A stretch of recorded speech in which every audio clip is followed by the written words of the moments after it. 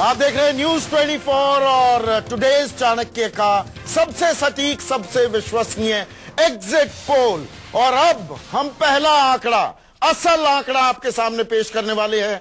हरियाणा में किसकी सरकार बनेगी? न्यूज 24 पर यह आंकड़ा आपको दिखा रहे हैं। कांग्रेस तीसरे नंबर पर आती दिख रही है। 10 सीटें कांग्रेस के खाते में, ±5 हम बता दें, 15 तक भी जा सकती है, 5 पर भी सिमट सकती है। बीजेपी नंबर 1 पार्टी बनने वाली है। दूसरे नंबर की आईएनएलडी है, 23 सीटें ±7।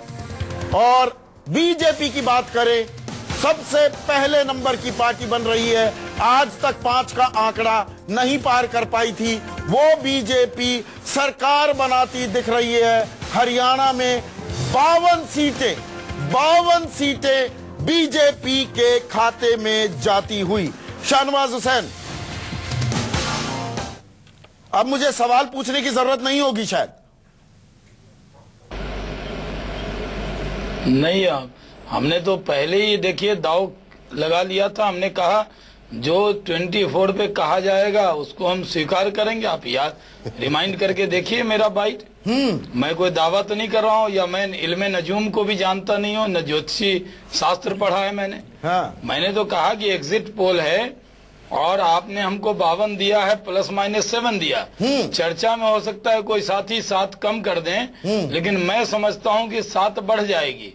हम नहीं, 7 कम भी हो जाए तो भी बहुमत का आंकड़ा है। वो भी मैं इसलिए कह रहा हूँ कि आपने प्लस नहीं, आपने जो ±7 दिया, हमारा प्लस ही आने वाला है। जब एक बार रुझान चलता है ना, जब गाड़ी पटरी पर आ जाती है तो फिर स्पीड पकड़ ही लेती है। तो ये बड़ी खबर है। मैं एक बार फिर बता दूं, जो दर्शक हमारे साथ, शाहनवाज भाई आपकी इजाजत से, जो दर्शक अभी हमारे साथ जुड़े हैं, बड़ी खबर आ रही है। हरियाणा का एग्जिट पोल, हमारा एग्जिट पोल बता रहा है कि कांग्रेस तीसरे नंबर पर खिसकती दिख रही है। 10 साल के शासन के बाद 10 सीटों पर सिमट जाएगी कांग्रेस, जबकि बीजेपी कमाल का प्रदर्शन करती हुई बीजेपी, ये एग्जिट पोल है, नतीजे नहीं है, लेकिन इशारा साफ, बीजेपी की सरकार बनती दिख रही है। पहली बार अपने दम पर हरियाणा में आईएनएलडी दूसरे नंबर पर 23 सीटों पर सिमट जाएगी। पिछली दफा आपको पता है इनकी 30 सीटें आई थी।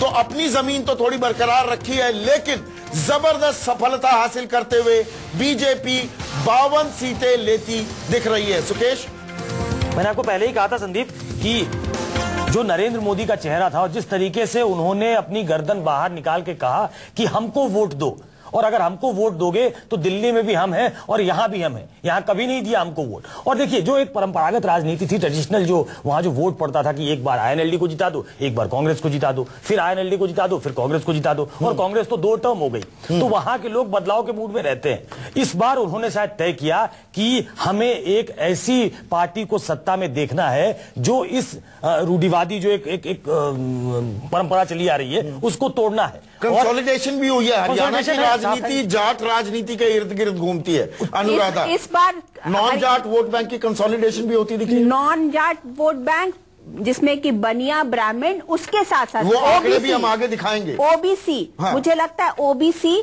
उसके साथ साथ जो यूथ का जो पूरा एक कंसोलिडेशन है, वो सब के सब बीजेपी के फेवर में गया है, क्योंकि वो नरेंद्र मोदी को वोट कर रहे हैं। उन्हें वहां पर बदलाव चाहिए था। और जो आंकड़े बता रहे, इस बार का अगर आप ट्रेंड देखेंगे तो डिसाइसिव डिसीजन दे रही है।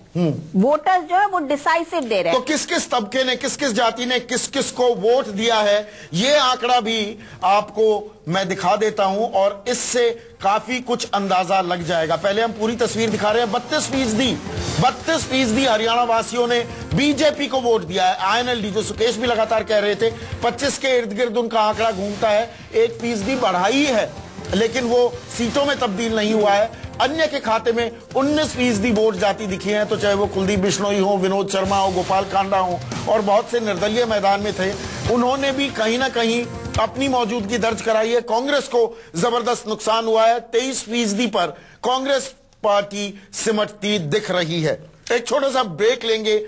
ब्रेक में जाने से पहले फिर बता दें, बड़ी तस्वीर, हरियाणा में पहली बार अपने दम पर बीजेपी सरकार बनाती दिख रही है। 52 सीटें मिलती दिख रही हैं। ये एग्जिट पोल है, ये नतीजे नहीं हैं, लेकिन हमारा एग्जिट पोल अमूमन नतीजों में ही तब्दील होता है। 19 तारीख को देखिएगा। अभी ब्रेक लेते हैं, ब्रेक के बाद चर्चा जारी।